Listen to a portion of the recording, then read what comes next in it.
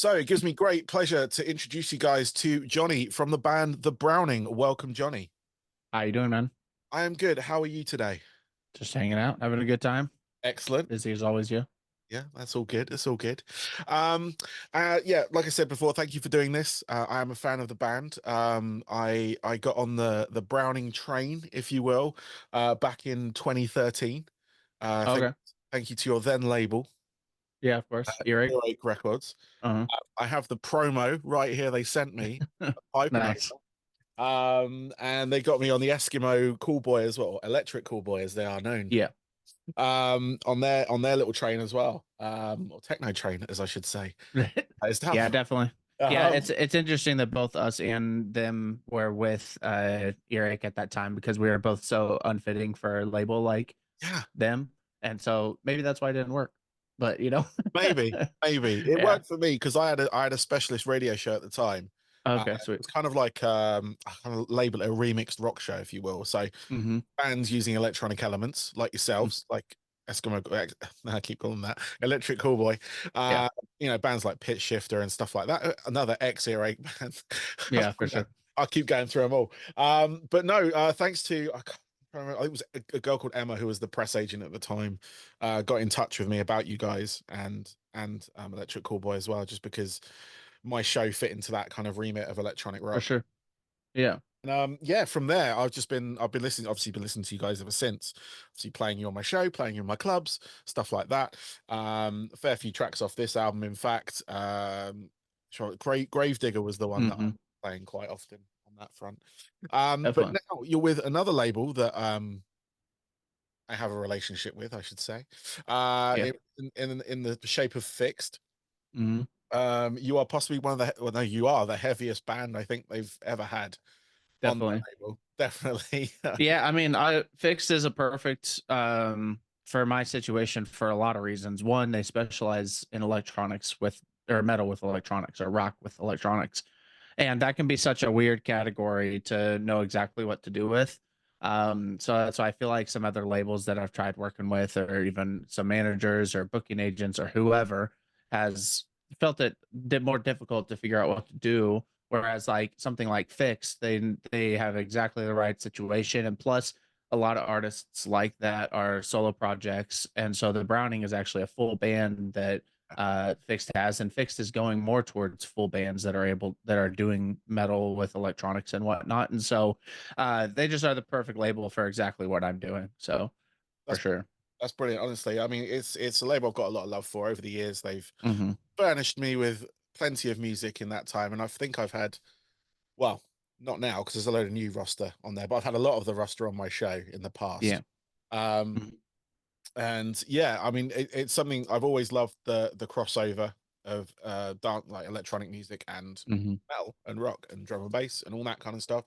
And going back to when I had the radio show on Total Rock, it was hard to market because people didn't know what to do with it. Yep. um, I wasn't sure either, but I found people who like that crossover, which is good. Definitely. I mean, People for who, me, it's just like it takes the best of all worlds because and for me with whenever it comes to performing music, that's the whole reason like I make music is to perform it for the live environment and everything. And almost nothing can beat metal as far as crowd participation until you get to like some EDM. And yeah, so like those are the two most high energy situations in a live environment that you can possibly have. But to me, with like what I mainly did, because I typically don't just listen to straight up metal. I also don't listen to straight up electronic music. I took my favorite elements from both and put them together into this like combination that was perfect for me. Like for me, the Browning is my favorite music to listen to, as well as like, I'm lucky enough I'm able to write it. But I just love the music. It's fun, it's high energy. You have infinite possibilities with synthesizers to do any amounts of things, whether you want to be cinematic or you want to be high energy or you want to be emotional. That's why even whenever I have other projects that I write for and do, it's impossible for me not to add some form of electronic element, even if it's like I have a slam project that I'm working on and I'm putting these ambient drone electronics behind it, because it just gives an atmosphere. Yeah. that you can't really do with anything else besides like electronics. So I think synths are without synths, like, I don't really want to make music. So it's an essential to me for sure. That's amazing. I mean, again, it's something that I love, like in those sort of areas as well. And like being in the metal scene and being in the dance or electronic music scene, they're very much, there's a lot of similarities between the two. Mhm. I've been to festivals, see rock festivals. I've been to DJ festivals, if you will. Mhm. And there's this like tribal element about the whole thing, Definitely. where you've kind of got like, I don't know, kind of you place the metal lot with the kind of like I don't know, big dusty bowl of tribal music, and then Yeah. you've got the sort of what they now call EDM side of things, Mm. and it's the same thing. It's just the same like big drums, big like noises, atmospherics. Driving.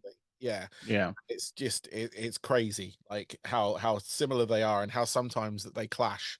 I think because of hmm how similar they are, they for don't sure. like to know each other too well Yeah, sometimes. especially for me, my biggest influence as far as electronic music goes is like European hardstyle. Yeah, So like Netherlands and all that sort of stuff. That's the realm because that's also to me like some of the darkest electronic stuff that you can get. Because I was really into like Dance Dance Revolution. That's how kind of what my first way into electronic was yeah, playing like Dance Dance Revolution when I was young, and through that I got to like an extreme level of that then got to like faster, darker, heavier dance music, and it was all hard style. And whenever I learned hard style, I was like, okay, this stuff is dark. Like this would be sweet with some really dark metal. I mean, I was 14 at the time, so I was doing the best I could, but I was trying to make really dark, heavy electronic music with really dark, heavy metal. And so they really do. They go hand in hand. They're same tempos, same drive, same everything. yeah, yeah. And I love it. It's crazy when it does hit right though. You do get like, obviously, we had the breakthrough of dubstep crossover with a lot of Hmm. like rock and metal. I think obviously Corn, the big one, Hmm. crossing with, Sullivan King. yeah. And it was like, who was it, Icy Stars? Hmm. And there were a bunch of sort of groups and bands around at that point that jumped on that kind of Oh, sound. for sure. Um Yep. Yeah, and it at that time, so like 2010 era or so, it felt like um uh not that it's bad to like do a gimmick whenever it's popular, but there was a lot of bands that were just kind of tossing in like a dubstep part or tossing in some synths and stuff. yeah, And those bands really popped off, but then all of those bands like went away from it, you know? yeah, And so, like, I mean, look at Attack Attack. They were popular because they had these dance parts, these kind of corny sounding techno yeah, parts that were upbeat and everything. They even did some dubstep, but then come like one album later and it's gone, yeah, non-existent, you yeah. know? And so that was one of my big points with the Browning. I've been doing the Browning this style since 2004, and the only place I found that like I felt one with was the Nintendo Core side of MySpace. Oh, The Browning wasn't really Nintendo Core, but they were all doing synthesizers and this extreme weird stuff. So I was just MySpace homies with all the Nintendo Core projects.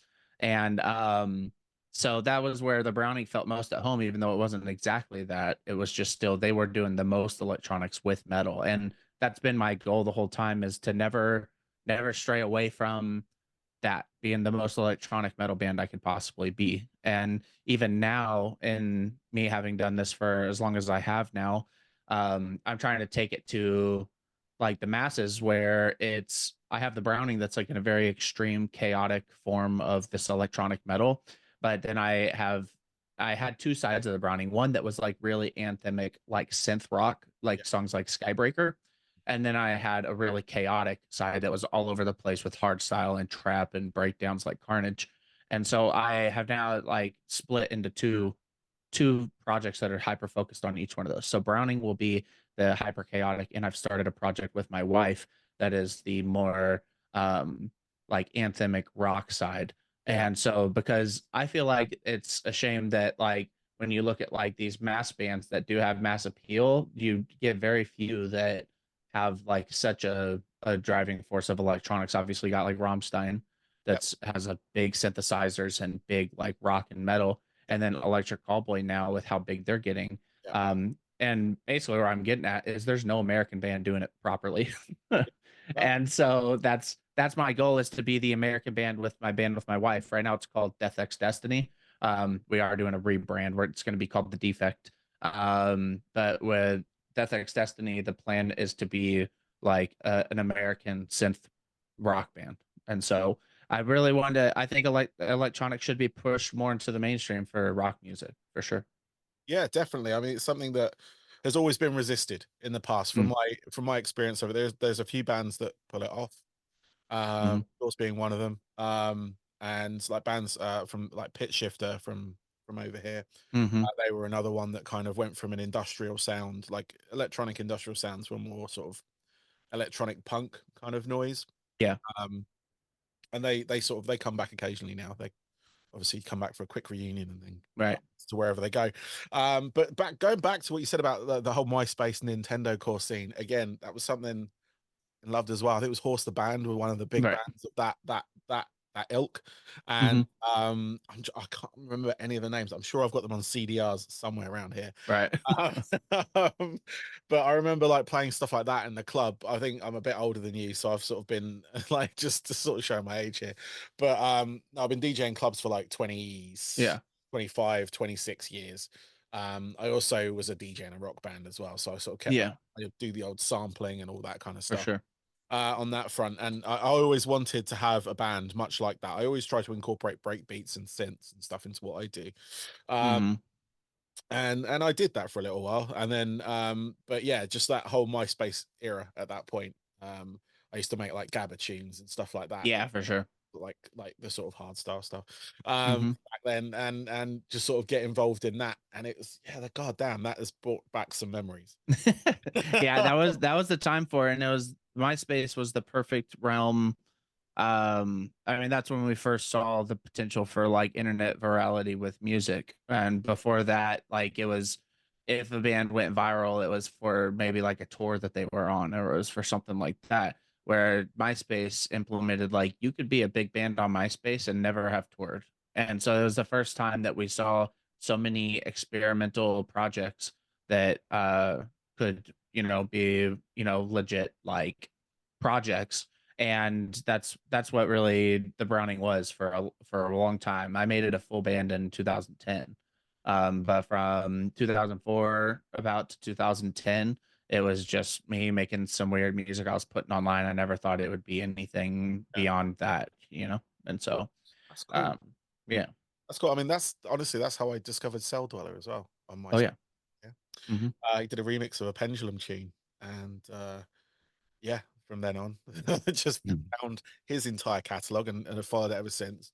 For sure. And your introduction to Fixed actually to segue nicely into that was a collaboration with Cell Dweller. Hmm. You guys did a sort of cover or a collab of his sort of one of his big tunes, Switchback. Yep. Hmm. How did I mean it's going to encompass the whole thing, but how did the relationship with Fixed come in?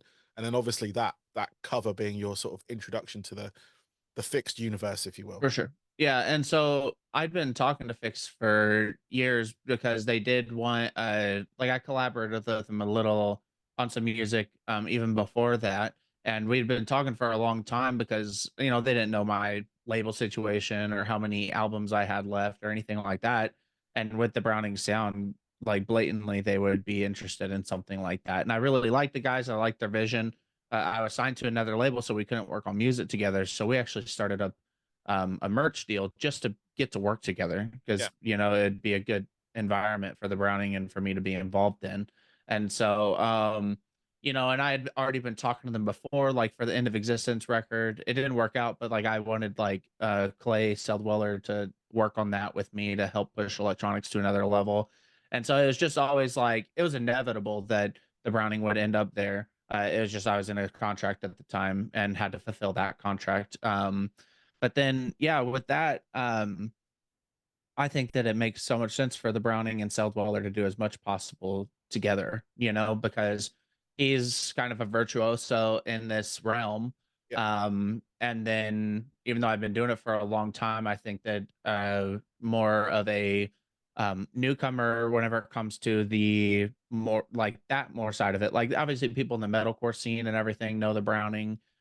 But on that more industrial electronic or just straight like electronic rock side, the Browning could be seen as more of like a newcomer. And so it makes sense to kind of bridge the two together and collaborate as much as possible. And whenever they sent out the email that they were, yes, Fixed has a really good community with all their artists. And so they have like a Discord server that all the artists are in, and they send out blasts all the time of like, hey, at everybody, we're looking to do this project, who wants to be involved? And so they let the artists be involved with certain projects if they want to. And they sent out the one about Cell Dwellers remaking that album, and I immediately hit them up within 3 seconds. I was like, I'll do it if I can do Switchback. And so it was I already heard it in my head. Like I knew what it was gonna be like. I knew how heavy I could make it and really modernize the electronics in a way that fits the Browning. And yeah, it was a lot of fun. It's actually that song is one of my favorite uh things I've done, not just to work with someone like Clay, but mainly just in what I felt I was able to do with the song, manipulate it in ways that Yeah. really made it sick and make it my own. And then just sonically, that song turned out close to better than anything I feel like I've ever done. It Yeah, was an amazing collaboration. I don't want to say cover because he's on the track. Um, right. it's like when Fear Factory did Cars and they had Gary Newman on the track, and I'm like, Right. just Gary Newman with heavy guitar. It's the Fear Factory cover of. Anyway, it's Right. that kind of vibe to it, and I mean, I loved it when I first heard it, and I was really excited when you guys were announced as part of the roster as well. Because, like I said, I've Mm, been following you guys for a long time, and it's sort of like it was kind of a weird, like, kind of like coming together for me anyway, of like just two worlds, if you will, because right. it was the heaviest like sound that they've had on For there. sure. They've had bands on there, they've got bands on there that I follow still, and they you know they're heavy bands, but they're not like guttural. Deathcore. Yeah, for sure. That's the word. Hmm. You know, and it was just like it was such a nice. And then you've released a couple of tracks with Fixed as well. You've had Hive Mind come out, Mm. which was the most recent one, wasn't it? I think, Yeah. and Poison. Poison. Hmm. Poison was the Yep. other one, and you've got one out in a couple of weeks or a week in next week. It's like yeah, next week. Got Deceiver coming out, which Hmm. I have been fortunate enough to hear, which is nice. And it's a cracking track. It's gonna play well, I think. And Definitely. um, what can you tell us about that track? That I don't know if you're allowed to say anything about it, but Yeah. I mean that track obviously shows a lot of the European influence. right, Like a good portion of the lyrics are German. And I mean the Browning had a German album title even, you know, we've had multiple tracks with German on it. yeah, Um and the German voices you hear in that are actually people that are part of my community. I have a private server that my friends and a lot of my bigger fans for the Browning are in. And I always love, they sit there and I write music live with them, and so I actually do live streams and they help me like kind of work these songs out. And it's actually their voices doing the German on there, it's not me. So it's legit German. And the but basically, like, because I have the two projects now, Death X Destiny and the Browning, um really with this album I have to showcase the real point of that split in the two projects. And so these Browning songs are meant to be the heaviest Browning songs that I've ever done. It still has a ton of electronics, pushes a lot of industrial elements. Especially that song specifically has a lot of industrial elements, but it is by far the this music is the most chaotic and heavy music I've done with the Browning, and it's intentional so that as I'm also releasing songs for my other band, there's such a distinction between the two, you know. So I have to really make this stuff as heavy as possible and make the other stuff as anthemic as possible so that they can be so diverse from each other so there's no confusion. um but also at the same time, like I said, this stuff, all the music I write's for the live environment. And Poison, that song, the middle section of that song pops off like no other Browning song has ever had. Hive Mind has just ton of straightforward energy. And then same with Deceiver. It's this stuff is going to go crazy live, especially at these festivals. yeah, And so that's the whole point. This stuff is just meant to be high energy, diverse, dynamic. Especially dynamic is the biggest thing I push with the Browning's music because um I think that's one thing that that the style allows, whereas like maybe with like typical deathcore, you don't get the dynamics that you're capable of having with electronic deathcore. And there's no other band in deathcore that's pushing electronics this far. And I want to take it even farther. And that's the big thing that me and Fix are working with is like, how can we make these electronics even more prominent while making the songs even more heavy? Because typically these bands that do electronics and metal, they go lighter over time. Yeah. And it's one thing that Browning fans are really appreciating is this is album 6. Yeah. After almost freaking 20 years of me making this music, and it's heavier than it's ever been, and that almost never happens with any project. Yeah, no, this is true. There's a lot of bands that do kind of line it up a little bit because they can't Mm-hmm. do that anymore. They quote unquote mature. Yes, yeah, they Yeah. mature. I don't know why you can't write mature heavy music. I don't know why mature means like soft and corny, but mature Yeah, can still be heavy and angry, you know? yeah. No, I think so as well. No. It takes someone that wants to do that though. Mm. Some people just want to sit back a little bit and continue to write music, but not push it as much as they used to because I'm they Yeah, and I'm also lucky in my personal life. Like I own a business outside of music that I make good money. I make a living with my business. okay. And so if music was my only business and my only income source, then yeah, maybe I would be taking those checks, you know.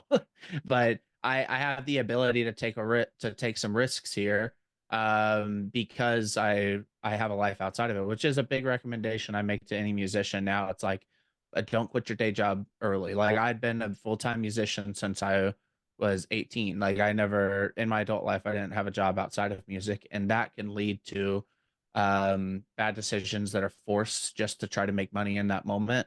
Yep. Maybe writing some songs and putting out some singles that maybe you wouldn't have because you need to try to land that playlist or land that thing. And now I don't have to do that at all. And so like big recommendation, have a business outside of music for sure. Definitely, that's a good piece of Yeah. advice. So with because the way Fixed release music, how have you found that a change from being on obviously being on Earache, being on Spine Yeah. Farm? Obviously they're more, I would say, traditional labels. Yeah. That So that's respect. the biggest change that has been the most difficult. Um, and something me and Fix have gone back and forth on. And um, because they're very modern in everything that they do. Yeah, And they also are about maximizing the revenue for each song, not just like each album, but each song. And so it's a lot of singles. People our age don't understand it, and it feels awkward because people want to listen to a whole album. They want to be surprised when they plop it in and hear 8 songs for the first time. That's just not the way of doing anything anymore. Even I was really going back and forth with them about it because initially they were like 9 singles on a 10-song album or whatever, 7, 8, 9 singles. I'm like, no freaking way. My fans are gonna rage if they get one song when it drops. I think we dialed it back. We found a middle ground with doing it's either 5 or 6 singles. Because and they said you just need to trust us on this. Like it is, their thing. They're digging into the metrics. They basically found that if you release a song as a single, it basically makes 10 times the revenue as if you don't. yeah, And so like I said, they're really smart. They work with a lot of projects that don't necessarily tour all the time. Whereas me, like with the Browning, touring was 99% of the income, and but now I should look at it more from the like I have a family, I have a daughter. I don't want to tour 10 months out of the year like I used to. So maybe I should try to maximize the revenue from this stuff in the way that is done in the modern world. And so yeah, that's been the hardest thing. And actually, like I've been talking to people and they're like, hey, do you have a like a pre-release that we can listen to the album and stuff for press? And I'm like, I'm releasing this crap when I finish writing it. Like the album's not done. yeah, As we talk now, this album is not done. I'm finishing songs and I am putting them out as they come. And the stuff is turning out pretty sweet. And I think it's because that um I'm not really building an album how I normally would with yeah, like one focus track or two focus tracks. It's like each song is able to be chaotic and eye-catching, and I'm not trying to build like an overall picture. It's so it, but it is definitely different. I mean, the on the standard, like you said, traditional label, you're talking a 2.5 year album cycle. So you have like 2.5 years to write an album, which has been typically my pace. But with fixed bass, it's it's kind of not really any album cycles. It's kind of just perpetual music, Yeah. which I think is what the fans want, you know? Yeah. Yeah, Yeah. it's one of those things of just keeping the wheel turning, isn't it? Hmm. Because I found obviously chatting to a lot of you guys who are with Fixed and with other people who are not with them and with other labels and whatnot, and I know what it's like with the old traditional labels and stuff like that. And how the release schedules work on that front. But their way of like I think I had James on the show like 5, 6, 7 years ago, and they were Hmm. doing it then. It's like a track a week. I get obviously promos through Yeah. and it's like it's either a track, a couple of original tracks, a couple of remixes, Hmm. and it just keeps obviously keeps the cycle going. And obviously they've like you said they've dug into the metric and they've seen that Yep. releasing these individually and then producing like having an album at the end of it Yeah. works. It works. Revenue stream Yep. obviously it's a different pace of work because you're kind of putting out Yeah. tracks, but also it doesn't. I think I've obviously I'm putting words in your mouth here, but you probably don't overthink the tracks too much after you've done that. Yeah. Yeah. You don't have much time to, Yeah, realistically. And so, yeah, which is kind of a bittersweet thing because really once I finish the vocal, so I write all the music first, and I write all the music and write all the vocals and everything for all the stuff. So I am a musician before I am a vocalist. The vocals are always like an afterthought. um and so I finish a song and then I track vocals, and then typically I would spend like weeks sitting there dialing in the song, and sometimes after the vocals are done, it triggers something in my brain. The song gets completely shifted around. So like a lot of times I'd spend a lot of time manipulating after the fact. yeah, Um and so it's that's still going to be a thing, but maybe like what is going to be best is that the thing that I got there first, the more gut reaction, the more thing that was written in that moment is yeah. going to be what sticks Okay. for sure. Nice, nice. So what obviously you probably got you definitely have got gigs coming up, got some Mm, festivals coming up and stuff. How obviously with a lot of like the fixed lineup, not all of them tour, as you've said. yeah. I know Clayton hates touring or hates Mm. playing gigs, he's told me. Um on that front, and that's fair. But how do you like how what have you got coming up first of all? Yeah, so we're headlining a festival in Canada next month, and then we're basically prepping stuff for this album cycle. So like to have a touring cycle at least around the initial part of the record, Yeah, which would be like early next year or whatever for the touring. So it's kind of like um it's an interesting time right now. The past two tours the Browning have done have been the most successful tours that we've ever had. nice. Um, and maybe it's partially because, like I said, I own a business outside of the band now. Like whenever COVID hit, I started up a business and it's been really successful. And it's like made me think more business like with the band rather than before I would just tour to be able to fund the next tour and then do that tour to be able to fund the next. Now it's more like I'm actually, I have spreadsheets now. I never did spreadsheets before. And so that's just from having the experience of running a proper business outside of it. And it's really made these last two tours that much better. And so we're in the mix of doing a couple really big tours with some electronic like metal heavyweights. And so we're just kind of like working out what's the best thing to do in the time of whenever this album is dropping. It will likely be headliners. We're talking with a couple of European agents right now so we can get back to Europe. Excellent. Because we haven't been there since we did Electric Callboy in 2019. That was the last tour we did in Europe.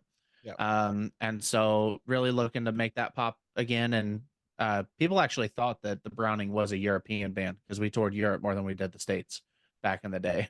Yeah, And I thought that as well until I actually looked into who you were and right.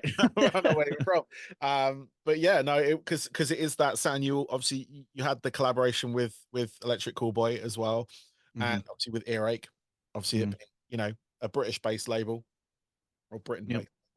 and Spy Farm actually.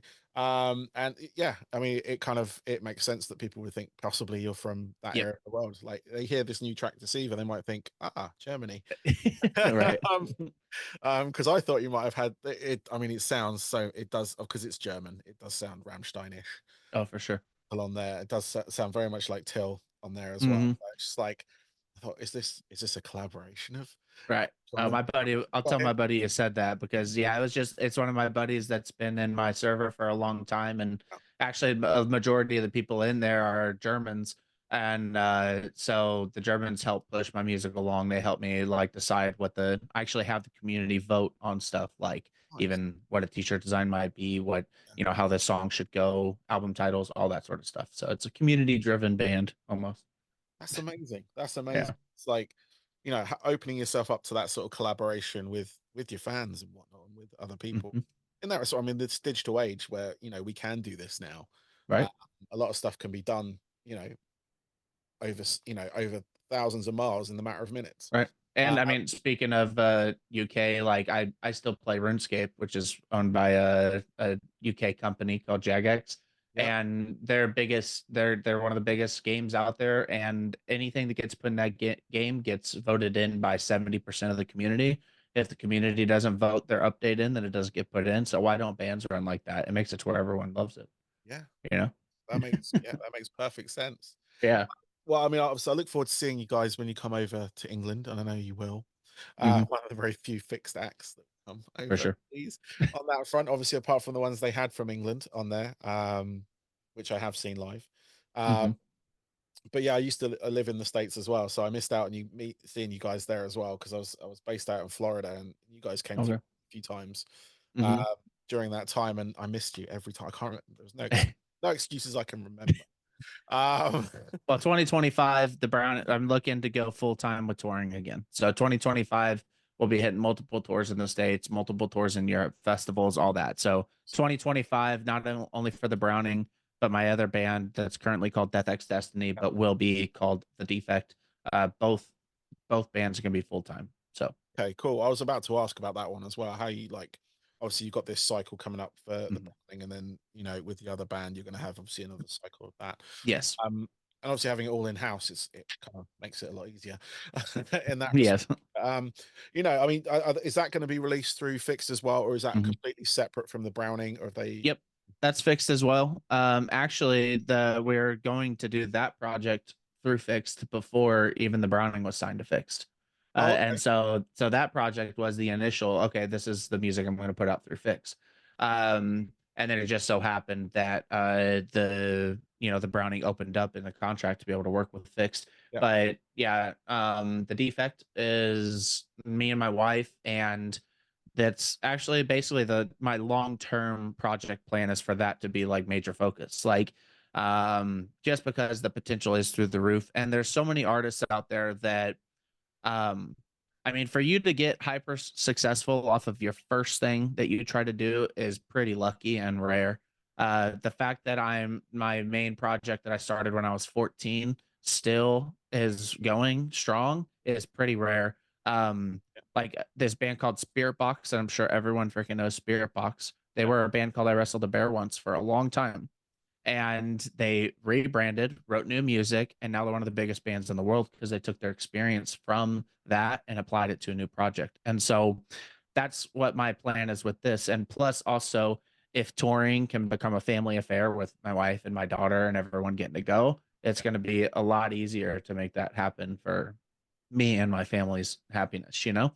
Yeah. And so that project is definitely a major focus to where next year is really going to start being pushed majorly, and get it, help use the Browning to bridge it. Like the title track for this coming up Browning album is going to be featuring my other band that's going to have my wife singing on it and everything. Okay. And so we're really going to try to bridge the two projects together as much as possible to push Browning fans, because Browning fans are going to love it. It's one thing I learned with the song Skybreaker and how diverse the Browning was, Yeah. is I had fans that loved the super heavy side, but then I had fans that specifically loved these couple of soft songs that I had. And they were like, I want more songs like Skybreaker, but as a heavy band, like I can only put so many soft songs on a record Yep. before it would get called sellout. So I'm like, why even do that? Why not have a whole other project just dedicated to the softer side?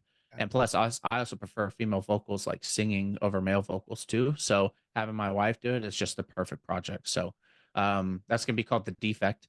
And yeah, I'm super excited for it. It's like I'm calling it my spirit box moment, ideally.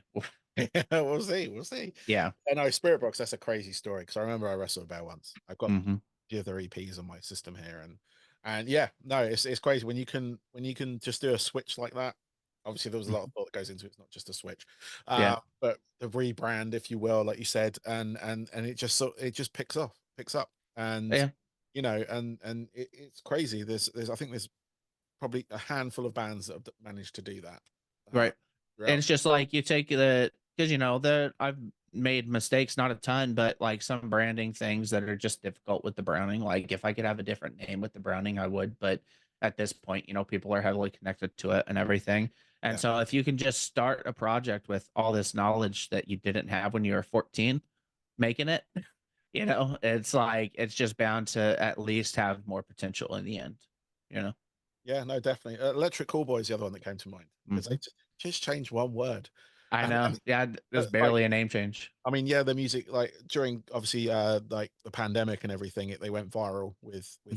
hyper and everything like that. But Yep. knowing who they were beforehand and their music beforehand, Mhm, equally as good, if not better, like mhm.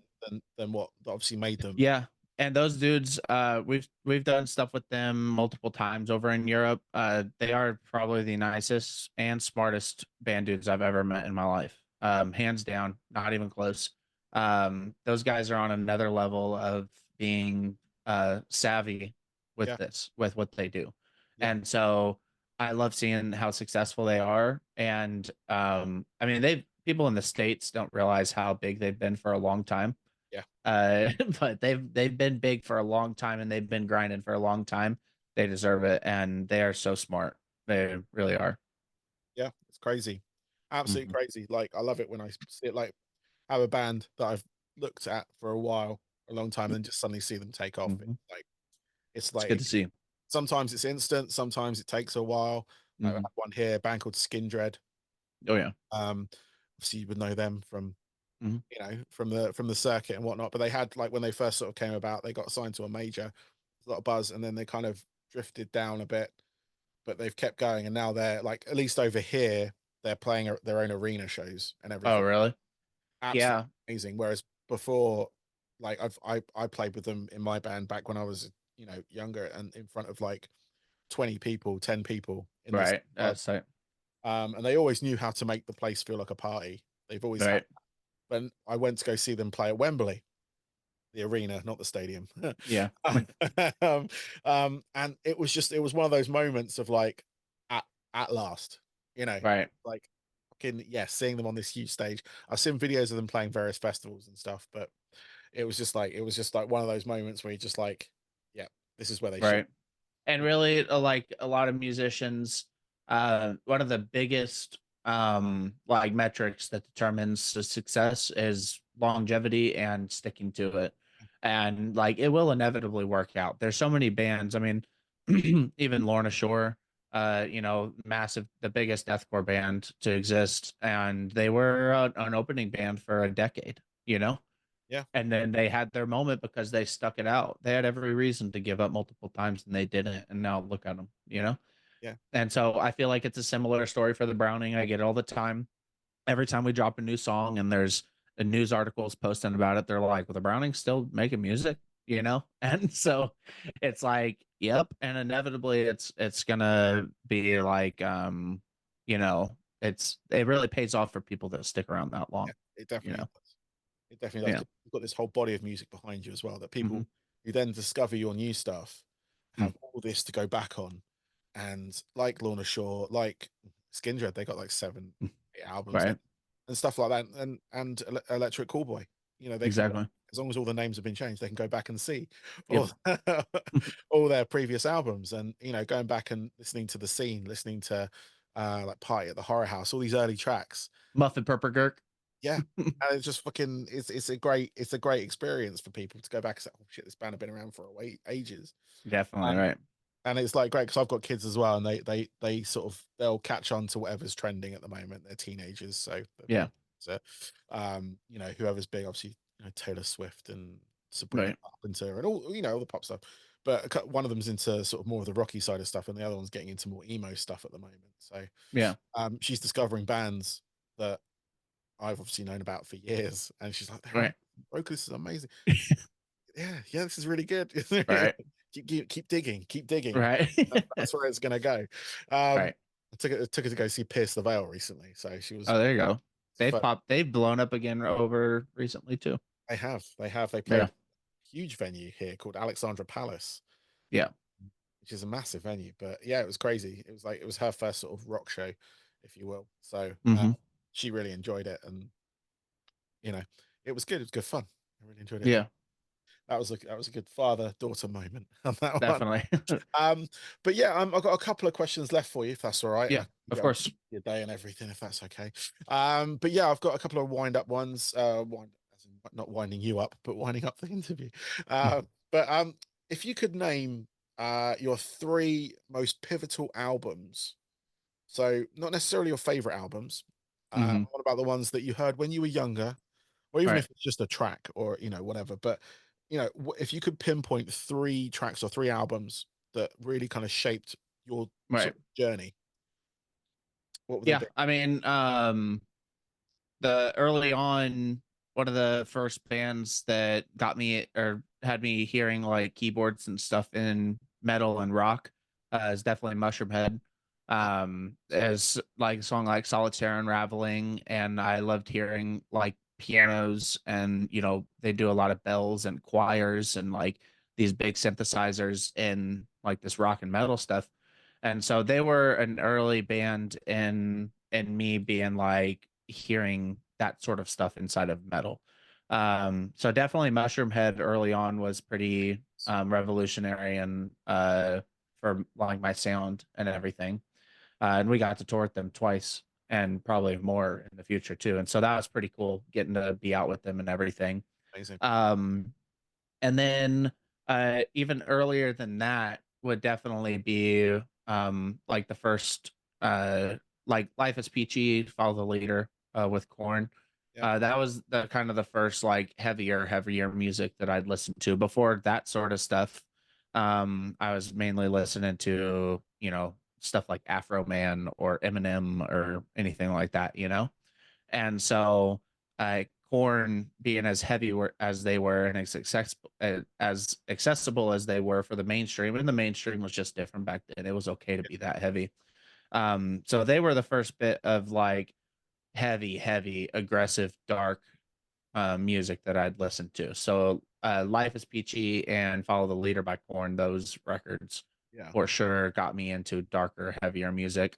Uh, Um, and then really as well, the first album I actually bought myself was album by Tattoo. You remember Tattoo?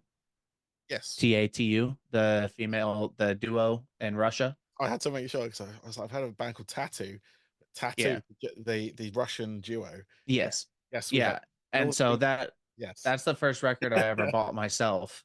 okay, Um and if you go listen to Tattoo, stuff like All the Things She Said or Not Gonna Get Us, those songs, and then listen to mine and my wife's band, you're gonna see where I'm going with this. It's okay, like it's very blatant that that is a major influence on me. Just tone wise, melody wise, especially their top end melody. So that was also that album and that style and that era of electronic music was a huge influence on me, like getting into DDR even. And again, that's what inspired me to really do the Browning. And so, yeah, stuff like Eiffel 65 and Tattoo, that era of electronic music is what really got me like deep and like loving synthesizers and everything. nice. And yeah, go listen to some Tattoo and then go listen to mine and my wife's band, and you're gonna be like, okay, yeah, he's trying to be like a modern Tattoo that's heavy. So Nice. Nice. I'm gonna have Yeah, to go check that out now. 'Cause yeah, for I sure. remember Tattoo back in the day. Um and yeah, no, and that like Eiffel 65 and that sort of European Yep. dance music sound, and like stuff like Atari Teenage Riot and stuff like that, Mm. that sort of like gateway into a lot of heavy. uh, Yeah.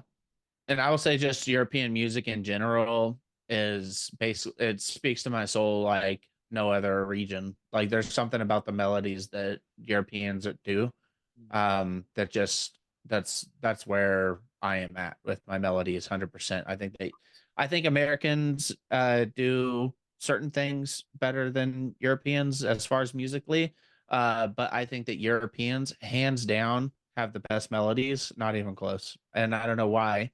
I don't know why it would be so region specific, but really, any band that's European has just by far the best melodies for some reason. how did you sort of like, obviously being sort of young and in the States and stuff, how did you come across a lot of it? Was it the like the sort of MySpace Mhm. searchathon on that front where you kind of got recommended artists and all that? Yeah, exactly. Yeah, it was that and early days of YouTube and being perpetually on the internet, growing up. It's, because I've been playing RuneScape since 2001 and so I've been freaking, like I said, perpetually on the internet since then. And Yeah, so yeah, it's the especially early on it was Yahoo Music. You would get on Yahoo Music's website and it was just play music videos on loop, and so you'd get random music videos. And so that's kind of how I also got into or found a lot of more extreme stuff. Like first time I heard As I Lay Dying was Yahoo Music. First time I heard Nile was Yahoo Music. Just random recommended songs. You would like get on there and look up a song and then it would just sit there and perpetually play music videos for you. yeah. And so yeah, it was MySpace days, and then Yahoo Music. Nice. Early Yeah. algorithms. Oh yeah. Love them. They're so simple, but they did the job They perfectly. did. Yeah. So many bands I got into, and sort of from there, and from the likes of MySpace and just recommendations and Mhm. early, like say early YouTube, and friends giving me mixed CDs, Yeah. old school way of doing things. Right. um, um, but yeah, obviously, last question. What are your hobbies away from music? So I know you mentioned you got your own business, Yeah. but you said you obviously, having something away from music is Mm. help.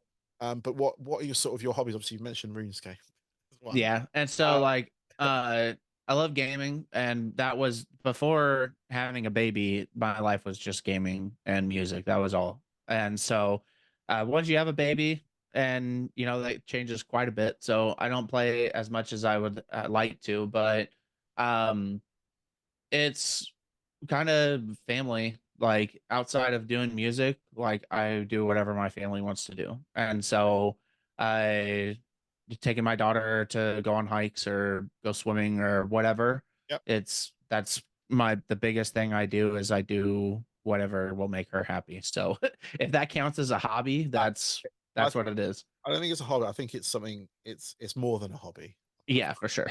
Not to trivialize it with being a hobby, because like I said, Right. I've actually got three daughters, Hmm. and and it's about making them happy, creating memories for them, because you've had that done for you Right. For potentially, sure. depending of how you brought up. I don't want to Mm. assume anything up front, but For sure. it's that kind of like, you've had those memories, now you're trying to create them for Yeah. them and for them to Yeah, then. and it's like I don't know, it's satisfying to, my daughter's 4 and so she's at that age where she is interested in anything, and she wants to try everything. So she sits here and she writes music with I have this a launch pad, one of these right here. Yep. And I've programmed it so that all the notes are like in key. So she can sit here and just like be, effing with it. And she sits here and loves playing music and she loves playing drums. And so just anything that I can do with her and my wife, like we do a lot of stuff together. And so um anything that would be considered a hobby, like fingerboarding, Oh yeah. I love fingerboarding, but I started a fingerboard company. So any hobby I have, I always have to start a company around it because if I'm doing something, it has to make money. That's a And ramp. so, huh? Is that a ramp behind you? Yeah, I have a whole skate park back here. Yeah, because Like, I was trying to figure out what that was, but yeah, no, exactly. And yeah, so I have hobbies, but I turn all my hobbies into businesses because if I'm not like doing stuff with my family, like if I'm fingerboarding and I'm posting videos of it, I can consider it business time. You know what I'm yeah. No, saying? that's And fair. so, That's fair. yeah.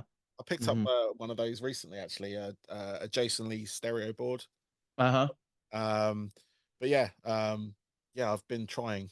I didn't realize you were doing that, but yeah, I've been trying. I'm terrible, terrible. My fingers aren't great, but I was like trying to use it for like just general motor skills purposes Yeah, for sure. and stuff, just to see if because I used to be able to skate when I was a kid, like Right. on a board and on roller skates as well. I have several certificates in various things Oh, for there you go. skating. You wouldn't know it from looking at me, but I was quite elegant at the time. There you go. But no, I just thought I was going to give that a go, so I picked up a stereo skateboard, like off, I think it was off Hmm. eBay, because I love the actor Jason Lee, so For and sure. and the skater Jason Lee, I should say as well. Hmm. But yeah, no, I was just like, that's really randomly cool. I love that. Yeah, I'm like I started up a whole company. It's called Fed Up Fingerboards, Okay, and I'm collaborating with a lot of bands. I already released some Browning fingerboards, and through my company that I started over COVID, I got really into like manufacturing, and yeah, so I can get pretty much anything made.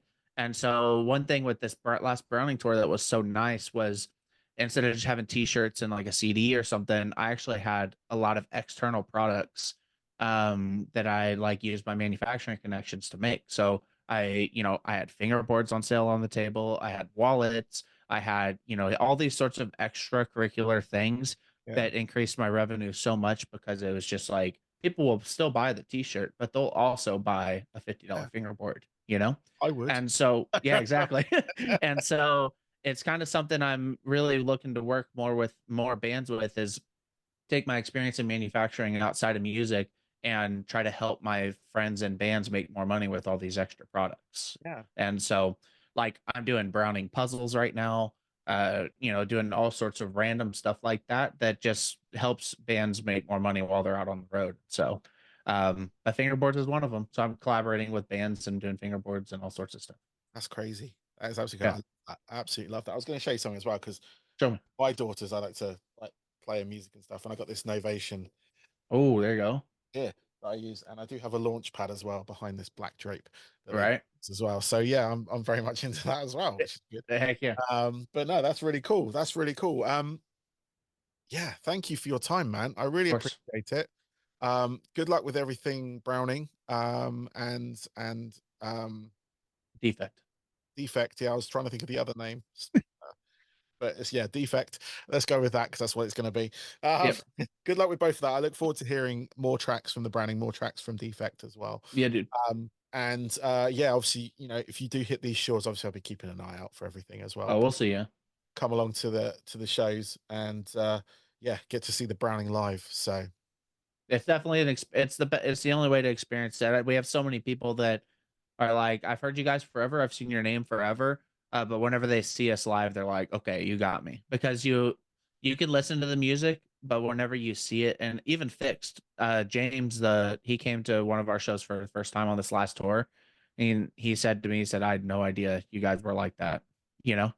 And so like it's a different experience seeing it in person and the energy and the vibe. And I like I'm talented at some stuff and I'm pretty good. I'm kind of jack of all trades, but if there's one thing that I feel like I'm personally like in the top like 1 percentile, it will be a live front man is like where I really feel that I like thrive more than anything. And so the Browning live is another level. It really is.